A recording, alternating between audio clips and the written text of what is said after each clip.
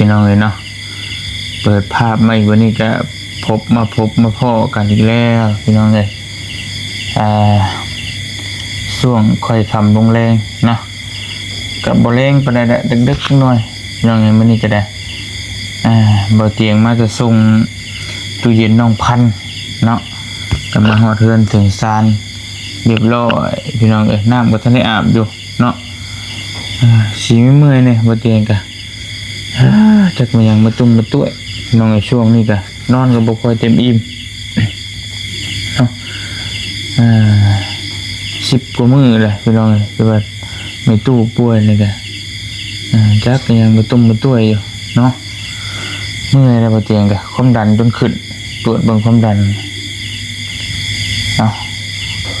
ก่อนอื่นก็ต้องขอกราบทักทายสบายดีพ่อแม่พี่น้องเบิดสุขุทุกคนพี่น้องเลยเนาะเพราะว่าที่ในและก็ต่างประเทศเด้อพี่น้องเด้อก็ยินดีต้อนรับเข้าสู่ช่องบ่เตียงทองชาแนลคือเก่ามื้อนี้บ่เตียงก็สิมาเว้าเนาะพี่น้องเนาะเรื่องประเด็นที่ว่าอันแม่น้องบิวลี่อัดคลิปนั่นแหละที่ว่าอัดคลิปบ่เตียงไล่หนีออกจากเฮือนตะชานอีหยังประมาณนี้นะพี่น้องนี่เนาะเดี๋ยวบ่เตียงสิเล่าให้ฟังจักเล็กจักน้อยพี่น้องสิของใจว่าบ่เตียงเว้าแท้บ่หรือว่าจังใดพี่น้องนี่เนาะบ่เตียงคือเว้าจังซั่นอีหยังประมาณนี้นะมันก็มีที่มาที่ไปอยู่พี่น้องเอ้ยเรื่องของเรื่องมันก็บ่ได้มีหยังดอกเนาะพี่น้องเนาะคือเดี๋ยวเข้าประเด็นได้เนาะเรื่องที่ว่าอันที่ว่าพ่อแม่พี่น้องเพิ่นก็คอมเมนต์มาในช่องบ่เตียงในตอนแม่น้องวิวอัดคลิปลงนั่นแหละที่ว่าใส่หัวข้อว่าบ่เตียงไล่น้องอันน่ะแม่น้องบิวกับลูกออกจากเฮือนอีหยังประมาณนี้ประมาณนี้พี่น้องFC เพิ่นก็เลยสงสัยว่าบ่เตียงเว้าแท้บ่หรือว่าจังใดสินะพี่น้องเนาะเดี๋ยวบ่เตียงเล่าให้ฟังตั้งแต่ต้นเลยเรื่องมันเกิดขึ้นเฉพาะแต่ว่าที่ว่าคลิปที่เพิ่นเว้านี่เนาะพี่น้องเนาะที่จริงมันเรื่องราวมันก็เรื่องผิดเลวกันพี่น้องผิดเถียงกันเรื่องที่ว่าบ่เข้าใจกันผัวมีเมียมันก็มีทุกครอบครัวบ่เตียงว่าเชื่อว่ามีทุกคนนั่นแหละเนาะมีทุกคนบ่เตียงก็มีมาตลอดตอนที่ตั้งแต่อยู่ร่วมกันก็มีป๊อกๆแป๊กๆมาตั้งแต่อยู่ไทยอยู่หยังก็มีแหละพี่น้องเรื่องผิดกันหลายเรื่อยหลายเทื่อหลายเรื่องเนาะพี่น้องเนี่ยจนหนีไป 4-5 มื้อกลับมานำกันก็มีประมาณนี้พี่น้องแต่อยู่ไทยก็มันก็มีเนาะแต่ว่าเขาบ่พอเว้าเรื่องตัวนั้นผ่านมาก่อนเอาเรื่องนี้เรื่องที่ว่ามันแม่น้องบิวอัดคลิปเมื่อวานนี่เนาะเราเอาเรื่องนี้ก่อนเดี๋ยว FC ที่ของใจเนาะพี่น้องเนาะเดี๋ยวบ่เตียงสิเล่าให้ฟังเริ่มต้นมันก็บ่ได้มีหยังดอกคือทำนองว่าแม่น้องบิวน่ะจะไปบีผมแม่น้องบิวอันหัวน้องบิวน่ะมันกูดสินะบีให้มันเกลี้ยงให้มันงามน้องบิวบ่อยากให้บีให้แล้วตู้แม่ก็เอิ้นว่าบ่ต้องบีก็ยามให้กว่านะพี่น้องเนาะก็เลยจังบ่เตียงก็เอิ้นใส่บัดนี้ก็มันงุดงิดแน่แหละก็ยอมรับว่าบ่เตียงก็ลมขึ้นว่าบ่บีก็บ่ต้องบีให้ลูกปล่อยไปจังซั่นแหละนะพี่น้องเนาะแล้วก็มีการเว้าอารมณ์ขึ้นคอารมณ์ใส่กันแหละปุ๊บปั๊มก็มีปากเสียงแหละว่าง่ายๆมีปากเสียงเนาะแล้วก็เว้ากันพี่น้องเลยก็มีมันมีคำหนึ่งตัวที่แม่น้องบิวต่างคนต่างอารมณ์ขึ้นนั่นแหละแม่น้องบิวก็ว่าแบบเว้าด้วยความอยากให้เนี่ยบ่เตียงก็เข้าใจอยู่ดอกความอยากให้พี่น้องเนาะว่าชัมพูนี่หาไม่ก็ได้อย่างประมาณนี้นะพี่น้องเนาะก็ประมาณนี้แหละบ่เตียงก็ได้แบบหลุดปากออกมาเลยโอ้ย ก็ฉันกับไปเลยบ่เตียงว่าไปหาคนที่ดีกว่าบ่เตียงซะบ่เตียงมันบ่ดีอยู่แล้วมันก็เป็นจังซี่แหละบ่เตียงอารมณ์ร้อนแล้วก็เว้าใส่แบบนั่นนี่นะก็ไปหาคนใหม่ซะก็ไปเอาคนใหม่ที่มันดีกว่าบ่เตียงก็เว้าประมาณนี้เว้าอีหลีพี่น้องเอ้ยยอมรับว่าเว้าเนาะแต่ว่าถ้าอยู่ๆว่าบ่เตียงให้เว้าปุ๊บว่าไปตายทั้งใดก็ไปเลยบ่ต้องมาอยู่นำบ่เตียงบ่เคยดอกถ้าบ่มีแนวเว้าแนวว่านะบ่ผิดบ่เลวกันนะพี่น้องบ่เว้าดอกแต่ว่านี่ชาวเพิ่นก็หลุดออกมาคำนึงแต่บ่เตียงก็ฮู้อยู่ดอกว่าก็พออยากให้อารมณ์ชั่ววูบนะมันก็บ่ได้ว่าแต่ก็เว้าใส่กันนั่นแหละแต่คนที่เคยผิดเคยเถียงกันก็สิเข้าใจกันดีเนาะเว้าใส่กันไปเว้าใส่กันมามันก็มีคำนึงที่ว่าแม่น้องบิวว่าสัมพัวนี่ไปหาไม้ก็ได้บ่ยากอหยังสินะประมาณนี้แหละพี่น้องบ่เตียงก็เอาซั่นก็ไปซะไปหาคนใหม่ที่มันดีกว่าบ่เตียงซะบ่ต้องอยู่นำบ่เตียงก็ได้อย่างประมาณนี้แหละพี่น้องเนาะ แล้วก็น่าจะน้อยใจนั่นแหละแล้วก็จังระบายออกไปในคลิปที่จริงมันก็เรื่องเล่าแบบนี้เนี่ยมันมีตลอดพี่น้องบ่เตียงที่ว่าที่ผ่านมาตั้งแต่อยู่ร่วมกันก็พิดกันตลอดเนาะตั้งแต่อยู่ไทยพุ่นแหละก็พิดมาต้องมาแต่งแล้วก็ดีกันคู่ผัวเมียพี่น้องอาจจะฮู้กันดีดอกเนาะพิดกันแล้วก็ดีกันอยู่หั่นแหละแล้วก็เว้าใส่กันต้องแต่งกันแบบนี้ตลอดนั่นแหละพี่น้องเนาะบ่เตียงที่เป็นคนที่แบบว่าทั้งเบิดทั้งมวลก็บ่เตียงนี่แหละที่เป็นคนอารมณ์ร้อนส่วนหลายก็บ่ได้โทษดอกบ่ได้โทษชาวบ้านเพิ่นดอกพี่น้องบางทีมันก็บ่เตียงก็เป็นคนอารมณ์ร้อนนะพี่น้องเป็นคนที่แบบว่าถ้ามีหยังมากวนใจปุ๊บแล้วมันวุบขึ้นเลยนะจะอยู่แบบบ่มีหยังเนี่ยก็ธรรมดาเนาะบ่เตียงพี่น้องเกิดวันอาทิตย์อาจจะฮู้ดีดอกหรือว่าเป็นคือกันบ่รู้บ่เตียงเกิดวันอาทิตย์มันอารมณ์มันสิเป็นแบบปากมันจะว่าแบบแห้งๆเนี่ยนะพี่น้องมันคือใจบ่ได้คิดหยังแต่ว่าปากนี่เว้าคือแบบหายแห้งน่ะแต่ว่าใจบ่ได้หายปานนั้นอีหยังประมาณนั้นนะผู้ใดที่เกิดวันอาทิตย์ที่คือกันก็คอมเมนต์เนาะเบิ่งแหน่พี่น้องเนาะแต่ชาวเบเพิ่นน่ะเกิดวันจันทร์ก็สิสไตล์ต๊อกๆแจ๊กๆแบบต๊อกๆแจ๊กๆเว้าเปาะๆแปะๆนะพอดีแบบมันสิประมาณนี้แหละบ่เตียงกับชาวเบเพิ่นพี่น้องทั้งนั้นเกิดวันจันทร์สิแบบว่าเว้าเยาะๆแยะๆแบบพอดีแบบให้บ่เตียงแบบอารมณ์ขึ้นสินะบางเทื่อก็เว้าต๊อกๆแจ๊กๆก็ซื่อดอกก็บ่ได้เว้าหยังหุ่นแฮงเนาะแต่ว่าบางเทื่อมันก็บวกกับเฮาหงุดหงิดอีหยังหลายอย่างแล้วมันคิดแบบสมองตื้อบ่ได้นะพี่น้องเนาะยอมรับบ่เตียงก็ช่วงอารมณ์ขึ้นมันก็ขึ้นแบบอารมณ์ขึ้นอยากให้นะฉุนเฉียวก็มีพี่น้องยอมรับจังนี่เนาะนี่ยอมรับด้วยว่าบ่เตียงเว้าอีหลีตัวนี้พี่น้องเนาะตัวที่ว่าไปอยู่กับคนใหม่ก็ไปหาคนใหม่เลยก็ได้อย่างประมาณนี้นะเนาะเพราะว่าสาวเพิ่นกันว่าคำนั้นออกมานะบ่เตียงกันเลยมันจะให้แหละพี่น้องทั้งเบิดทั้งมวลกับบ่ได้มีเนาะเพราะว่าแต่เฮาก็บ่ได้มีอีหยังที่ว่ามันบ่มีเหตุผลที่อยากปะอยากห่างบ่ได้มีเหตุผลที่ว่าจะไล่หนีลูกเต้าหนีนะพี่น้องก็ฮู้อยู่เนาะว่าบ่เตียงบ่ได้มีในหัวที่ว่าอยากปะครอบครัวหรือว่าอยากหนีครอบครัวหรือว่าอยากเบื่อหน่ายครอบครัวบ่มักลูกเต้าบ่มักลูกเมียนะพี่น้องซึ่งมันบ่มีเหตุผลเลยนะให้พี่น้องคิดเอาง่ายๆก็ได้คิดง่ายๆไปว่าบางคนอาจจะคิดนะบางคนอาจจะฮู้นิสัยบ่เตียงมาแตะดนก็เพิ่นอาจจะฮู้อยู่ดอกแต่บางคนอาจจะไปเห็นคลิปว่าบ่เตียงคือว่าซั่นจังซี่บ่ฮักลูกฮักเมียอยากให้ลูกให้เมียหนีบ่อย่างประมาณนี้นะพี่น้องถ้าบ่เตียงคิดจังซั่นนะ ห้านค่าที่บ่เตียงอยู่ตอนนี้น่ะบ่เตียงบ่ใส่ชื่อลูกดอกบ่เตียงเฮ็ดใหม่ทั้งเบิดในหัวอ้อมกำแพงไว้แม่นใส่ชื่อลูกน้องบิวลี่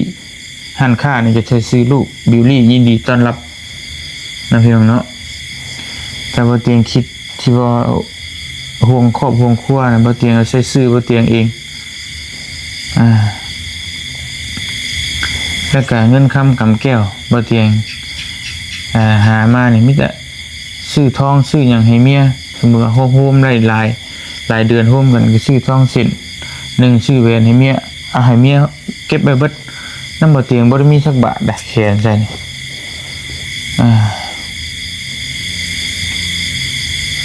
แล้วให้คิดเบิ่งอีกง่ายๆประเด็นหนึงคือที่ผ่านมานี่บ่เตียงไปเฮ็ดเฮือนให้พ่อเฒ่าแม่เฒ่าจนแล้วตักทั้งลุมทั้งเทิงบัด300,000 กว่าบาทสาวใบเพิ่นบ่ได้เว้าจักคำได้พี่น้องเอ้ยว่าไปเฮ็ดเฮือนให้แม่ข่อยแน่บ่เตียงเป็นคนคิดเองเป็นคนออกความคิดเห็นเองว่าอยากเฮ็ดเฮือนให้เพิ่นบ่เตียงเป็นคนเว้าเองบ่เตียงเป็นคนหาเงินมาเองเนาะบ่ได้เป็นว่าแต่ฮักแพงแต่ลูกแต่เมียบ่เฒ่าไม่เฒ่าบ่เตียงก็ฮักแพงคือกันกับพ่อกับแม่เจ้าของบ่เตียงจะเฮ็ดให้ก็ได้บ่เฮ็ดให้ก็ได้เงินบ่เตียงหาน่ะ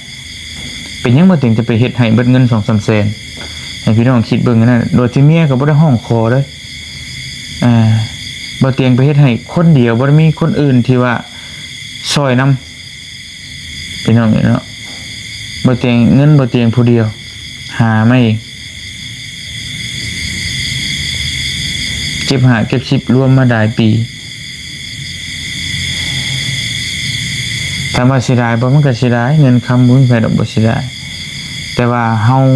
ได้เฮ็ดให้พ่อแม่พ่อเฒ่าแม่เฒ่าอยู่ดีอยู่เฮือนดีเฮือนงามเพิ่นก็มีความสุขก็เฮาก็คิดคือกันว่ากับพ่อกับแม่เฮานี่ก็อยากให้อยู่หมู่ดีๆพี่น้องลองคิดเบิ่งถ้าว่าบ่เตียงบ่แบบว่าบ่สนใจนะบ่อยากบ่จริงใจคิดว่าสิถิ่มสิปะในครอบครัวน่ะบ่เตียงสิไปเฮ็ดไปเฮ็ดหยังบ่เอาเงิน 300,000 นำไปหาลิ้นผู้สาวซำน้อยบ่ดีกว่าบ่ไปหาจ้างนอนนำผู้สาวซำน้อยถ้าว่าคนมันที่ว่าอยากลิ้นอยากสะเลเกนังบ่สนใจกับลูกกับเมียกับครอบกับครัวเงิน 300,000 บาทได้พี่น้องไปสังเวยมีความสุขได้สบายเด้ไปเที่ยวไปลิ้นกินเป็นหยังบ่เที่ยงบ่เฮ็ดคิดง่ายๆซุมนี้พอเลยพี่น้องเนาะแล้วมันอีกหลายอย่างแฮงชาวไปเพิ่นนี่บ่เป็นหนังสือบ่ได้เรียนหนังสือพี่น้องบ่เตียงก็เป็นห่วงทั้งลูกทั้งเมียอนาคตยันว่าเป็นหันเป็นนี่เฮาตั้งแต่เริ่มต้นเฮ็ด YouTube เฮาพอได้เงินได้คำพาไปเปิดบัญชีไว้เป็นของส่วนตัวชาวไปเพิ่นผู้เดียวซื้อคนเดียวอีกบ่เตียงบ่ได้ไปยุ่งเกี่ยวนํไปฝากไว้เถื่อว่ามันมีหยังเกิดขึ้นฉุกเฉินกับบ่เตียงถือว่าเฮาไปนำรถนำรางรถล้มรถชนตายสมมุติว่าบ่เตียงตายเนาะยังมีเงินส่วนนั้นเอาไว้เลี้ยงลูกต่อไปบ่เตียงวางแผนไว้ให้มีแต่ให้ข้อแม่ครัวบ่เตียงบ่ได้หยังมีแต่รถบ่เตียงขี่เดี๋ยวนี้ได้เป็นชื่อบ่เตียงพอจำเป็นต้องเป็นใช้ชื่อบ่เตียงถ้าบ่ใช้ชื่อบ่เตียงมันก็ข้ามไปไทยบ่ได้เพราะว่าเฮาเป็นคนขับขี่นะที่เหลือบ่เตียงก็บ่ได้มีหยังบ่ได้อยากได้หยังถ้าบ่เตียงว่าบ่คิดเห็นครอบครัวนะบ่เตียงได้เงินช่วงเฮ็ด YouTube ใหม่ๆนะบ่เตียงหอบแล้วสิ่งนี้แล้วน้องเนาะบ่เตียงบ่อยู่ฮอดปานนี้ดอกแล้วก็บ่เอาหอบเงินมาเฮ็ดเฮือนให้บ่เฒ่าไม่เฒ่าดอกเนาะ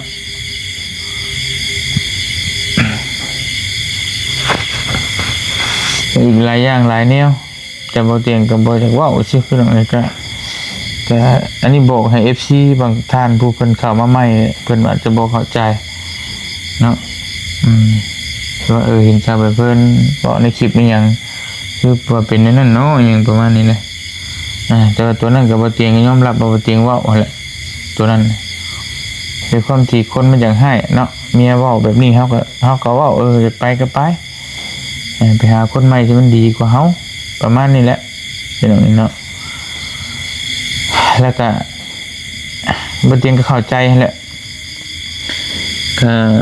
ก็เพราะเข้าใจว่าตอนนี้กับผู้หญิงนะผู้หญิงกันน้อยมุกน้อยใจแหละบ่เตียงก็บ่ฮู้อยู่น้อยใจบ่เตียงบ่มีเวลาให้หนึ่งนี่แน่นอนละบ่มีเวลาเลยพี่น้องนี่ยอมรับเลย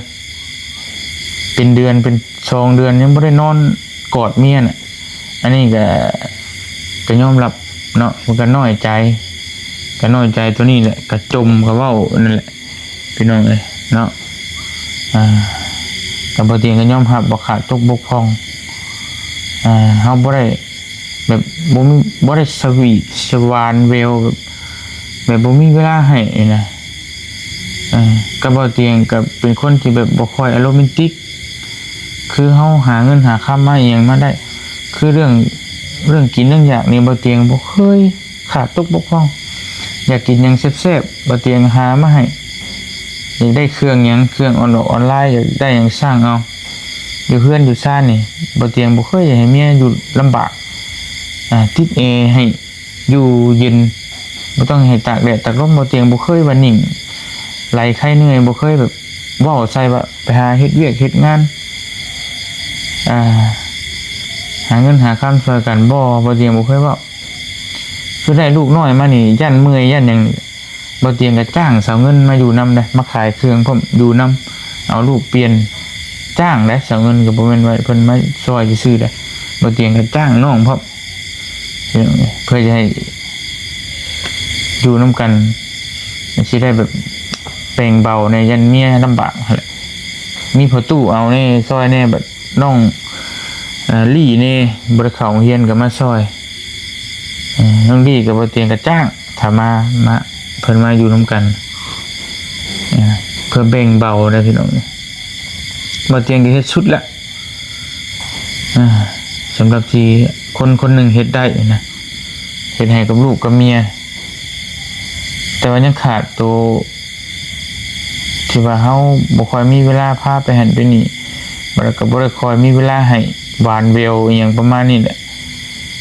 จะน้อยมุกน้อยใจอันนี้บ่เตียงยอมรับว่าขาดอีหลีกับช่วงนี้บ่เตียงก็แบบงุดหงิดง่ายแฮงคิดหยังบ่สมองมันตื้อเลยพี่น้องเนาะเฮ็ดหยังก็งุดหงิดจังหายไปเบิดน่ะอารมณ์เสียไปเบิดนี่ยอมรับเนาะอันนี้บ่เตียงยอมรับบ่ได้ปฏิเสธ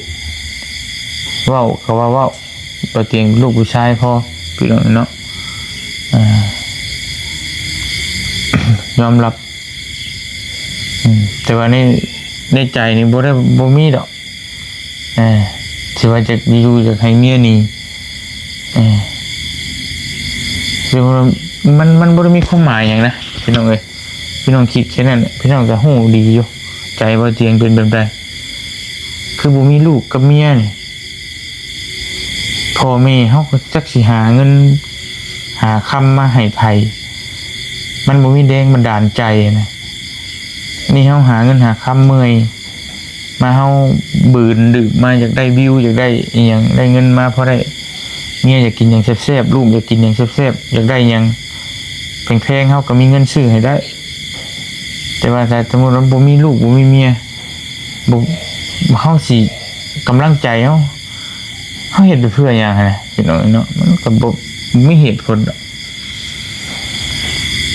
ถ้าสมมุติตัวอย่างสมมุติว่าบ่เตียงอยากไปมีผู้สาวสักหน่อยอยากไปมีทางอื่นอยากไปมีเมียคนทางอื่นอยากปะทางนี้ถ้าบ่เตียงคิดแบบนั้นนะบ่เตียงสิเอาเงิน300,000มาเฮ็ดเฮือนให้ไม่เฒ่าเฮ็ดหยังบ่เตียงบ่เก็บไปข้างนอกดีกว่าบ่คิดง่ายๆซั่นนั่นน่ะพี่น้องเนาะคิดง่ายๆที่จะคิดออกเลยแล้วบ่เตียงชิ่งแต่หึงแล้วถ้าบ่เตียงอยากไปนะช่วง 2-3 ปีก่อน YouTube บูมๆนะบ่เตียงก็ได้เงินอยู่ได้ยอมรับบ่ได้บ่เตียงชิ่งหนีแต่หึงแล้ว บ่ทนฮอดมื้อนี้ก็บ่อุดบ่อยู่ฮอดมื้อนี้ซะ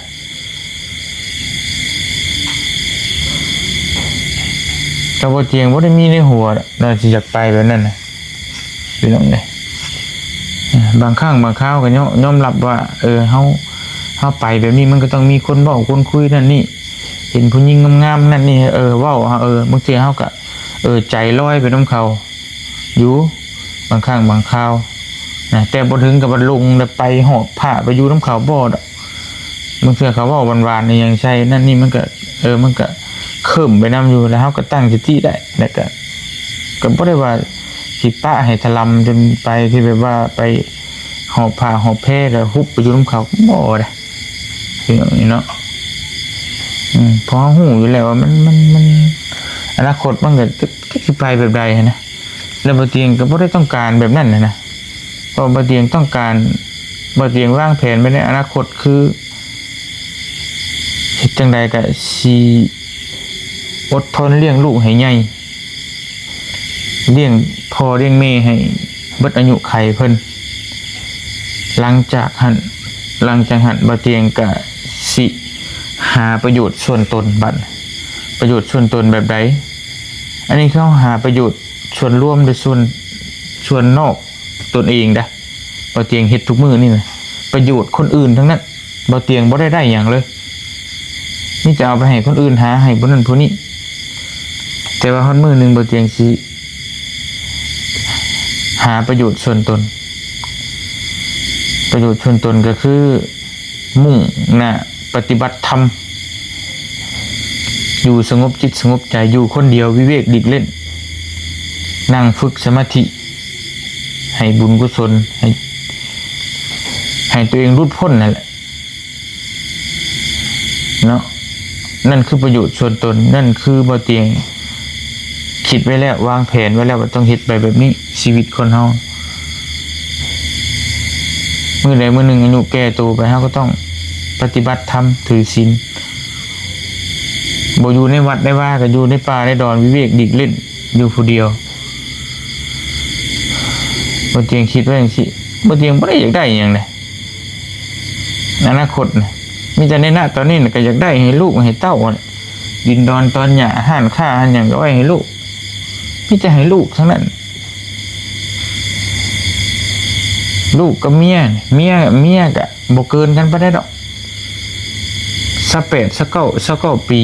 จะไปเฟิร์นบ่เตียง31เท่าก็เท่าไปนำกันน่ะตายก็บ่เกินกันดอกที่เหลือมันก็บ่เฮิงมันก็ตายกันเบิดแหละมันก็บ่เหลือไผบัดนี้มันก็ถึงจะลูกแล้วก็เอาไว้ให้ลูกแค่นั้นแหละเรื่องอะไรเพราะฉะนั้นบ่เตียงมีวางแผนไว้วันนี้มีแต่หาบุญหากุศลหาสิ่งดีๆมาให้เจ้าของเลยก็ไว้ไปนำใช้ชาติหน้าถ้าเกิดอยู่นะถ้าได้เกิดถ้าบ่ได้เกิดก็แล้วไปเนาะไม่จะคิดแบบนี้